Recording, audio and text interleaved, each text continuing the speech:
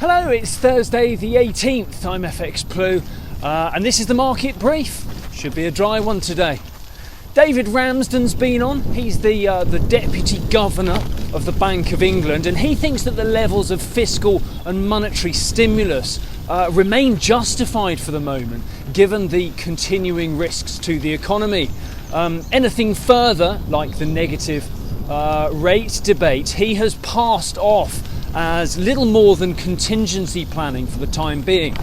The economy, meanwhile, is at a bit of a crossroads, though, and Sunak is under pressure to act. There is demand to extend some of his support schemes, particularly the furlough scheme and the stamp duty holiday. But any such decision may be hinged on the roadmap that Boris will announce on Monday. But I guess we can expect some kind of clarity, at least in the budget on the 3rd of March, if not before.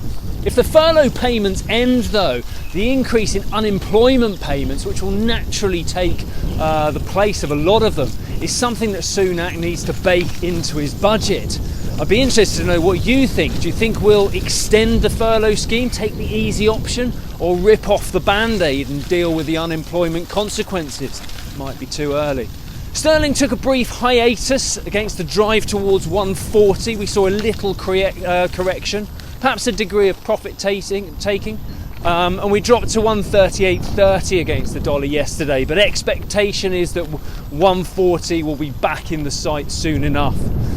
US retail sales surprised to the upside in January, 5.3% there.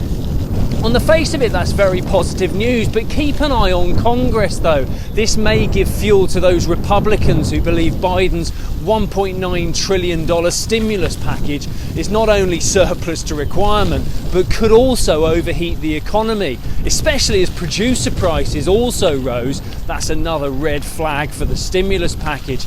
But the Treasury is still keen to go big, so Biden's plans look unlikely to get derailed anytime soon. Euro dollar has continued a recent correction. It looks more likely to test 120 now.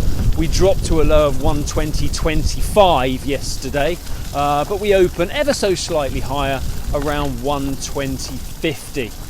Right, that's it from me. Told you I'd stay dry today. Lovely stuff. Join me again tomorrow. If you do not have a clue, then just tweet through and ask FX Blue.